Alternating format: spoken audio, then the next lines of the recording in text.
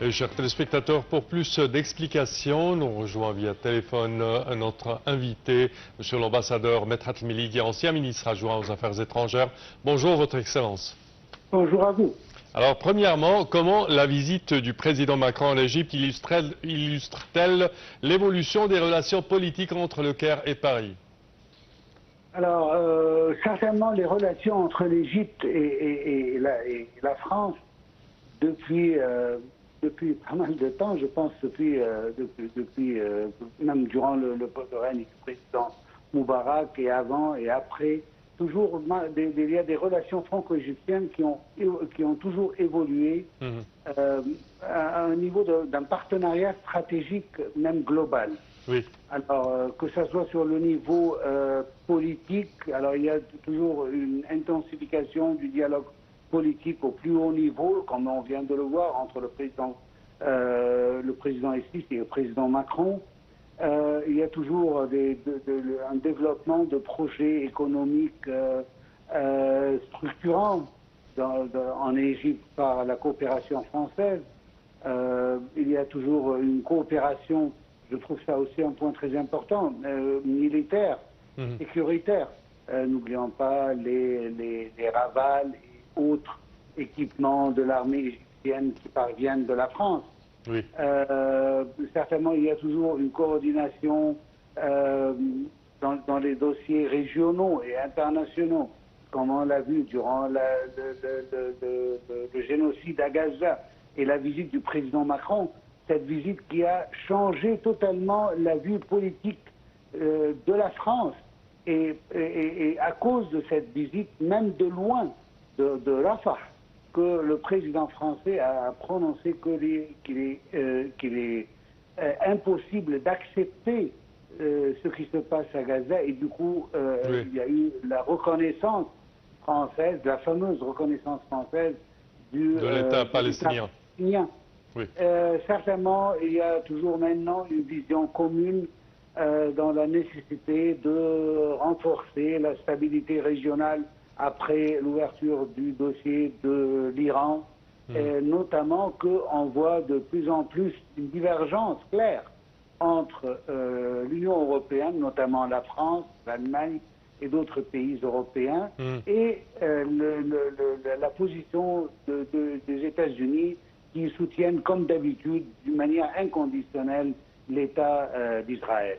Alors d'ici vient le moment de pouvoir renforcer les relations bilatérales, que ce soit au niveau certainement, comme on l'a vu hier, à l'ouverture des nouveaux locaux de l'Université Senghor, ou dans d'autres dossiers politiques qui ont surtout apparu durant cette visite très importante. Parfait. Quels sont, selon vous, les principaux sujets politiques que les deux présidents ont discutés au cours de la réunion?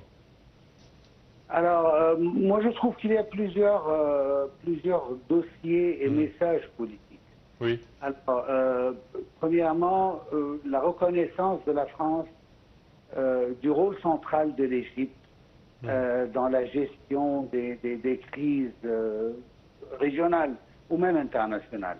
L'Égypte joue un rôle très important qui est reconnu par les grandes puissances. N'oublions pas que la France est un des pays permanents du Conseil de sécurité et la France n'est pas un pays petit européen mais un des leaders de l'Europe.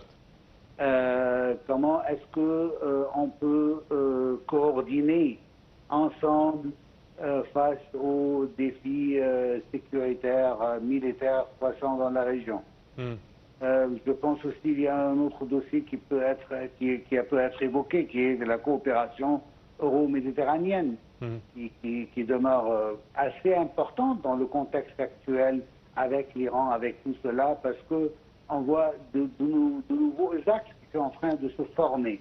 Je trouve que l'axe euro-méditerranéen demeure un des axes essentiels et les plus importants de la région. Et certainement, je pense qu'on doit sûrement parler de la coopération économique, éducationnelle et le développement économique de l'Égypte, par exemple, vis-à-vis à la technologie française et notamment que la France a toujours été un partenaire fiable en ce qui concerne le développement en Égypte. Alors, le point, c'est que je veux parler que l'Égypte est un partenaire incontournable pour toute initiative, que ça soit régionale ou internationale, que ça concerne le Moyen-Orient ou l'Afrique. L'Égypte est un joueur très important et je trouve que l'arrivée du président lui-même, le président français, illustre cela d'une manière très claire, pas seulement dans la vie des Égyptiens, mais dans le monde entier. Oui. Selon vous, comment les relations entre les deux pays ont-elles évolué d'une coopération traditionnelle à un partenariat stratégique global entre les deux pays annoncé en 2025? Alors, si on parle par exemple en ce qui concerne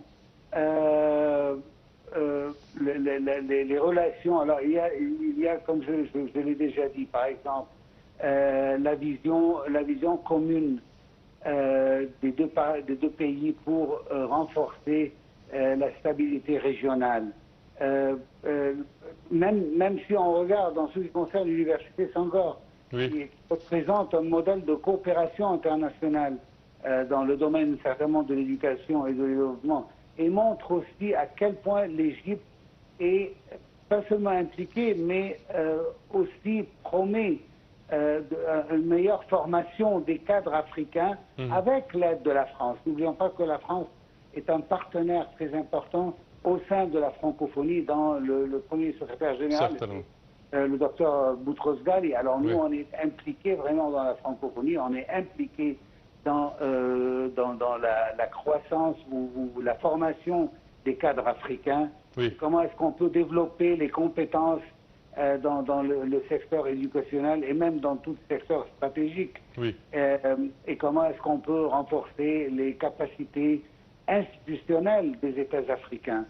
Et n'oublions pas encore une fois, je trouve que comment l'Égypte contribue, malgré que c'est un effet assez bizarre, parce que l'Égypte est un pays francophone, malgré qu'on n'est pas un francophone typique, si j'ose le dire. On n'est pas un pays où on parle le français dans la rue. Moi, comme vous le savez, j'étais un ambassadeur d'Égypte dans plusieurs pays africains, et la langue courante dans la rue, c'est le français. Or, l'Égypte ne joue pas de ça, mais quand même, c'est un pays qui est bien dévoué à la cause de la francophonie. Et comment est-ce qu'on peut coopérer avec les pays africains francophones, comme on le fait avec les pays africains anglophones, parce que d'ici vient la grandiosité de l'Égypte. Comment est-ce que l'Égypte peut tout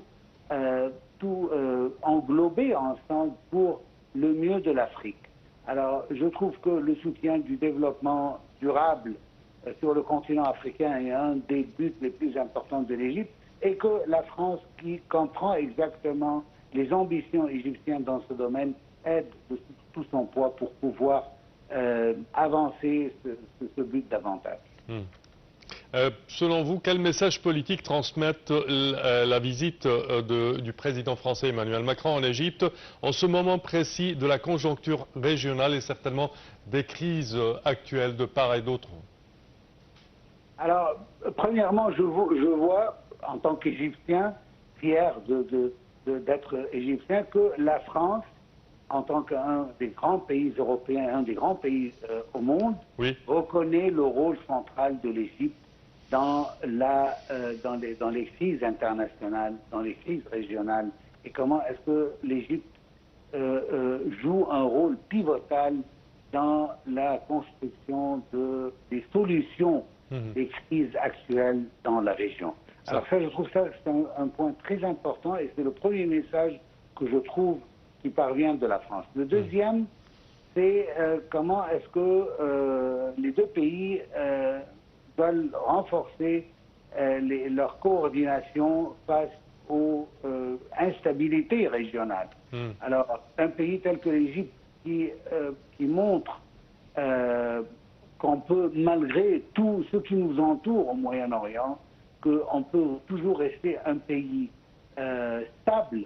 Comment est-ce que cela peut être le point de toute relation mondiale avec, que ce soit le Moyen-Orient ou l'Afrique, à travers l'Égypte, un pays stable vis-à-vis de toute l'instabilité qui règne dans la région où on est. La troisième chose, c'est, encore une fois, je dois parler de la coopération euro-méditerranéenne et même euro-Moyen-Orient. Alors je trouve que ça, à travers la porte égyptienne, cela marque un point très important. Et finalement, certainement, l'éducation et le développement et les relations économiques avec la région à travers l'Égypte, encore une fois, qui marquent à cause de sa position géopolitique d'un côté, à cause de sa stabilité de notre côté, qui marque toujours la Mecca de tous les pays qui veulent travailler dans la région. Et toujours, l'Égypte doit être le joueur principal dans cette vision. Oui. Monsieur l'ambassadeur, est-ce qu'on peut parler aujourd'hui d'un axe diplomatique fort entre Le Caire et Paris? Cet axe a été toujours présent, mais certainement dans les moments de crise au Moyen-Orient, tel qu'on le voit maintenant, après un génocide qui a duré plus de 2 ans à Gaza, je peux dire même pas seulement à Gaza, mais sur les territoires palestiniens et autres, que ce soit au Liban, que ce soit en Syrie, que ce soit dans tous les autres pays de la région, et maintenant, à cause des frappes iraniennes, alors on a le reste du Moyen-Orient avec les pays du Golfe qui deviennent, malgré eux, impliqués dans cette guerre où ils n'avaient rien à voir avec, mais on a choisi de les impliquer. Alors, cet axe devient de plus en plus important parce que, comme je viens de le dire dans ma intervention précédente, c'est l'Égypte qui est l'axe sécuritaire et l'axe stable de la région avec qui on peut vraiment bâtir un meilleur futur. L'Égypte est un joueur principal d'un côté et qui jouit de la confiance de tous les acteurs internationaux et régionaux en cela. Que malgré notre position claire et ferme avec les pays du Golfe, mais toujours l'Iran, même il y a une déclaration faite hier que l'Iran comprend les raisons pour lesquelles l'Égypte aide, même si c'est une aide qui n'est pas militaire, mais plutôt logistique. Pourquoi est-ce que l'Égypte doit aider ses frères dans les pays?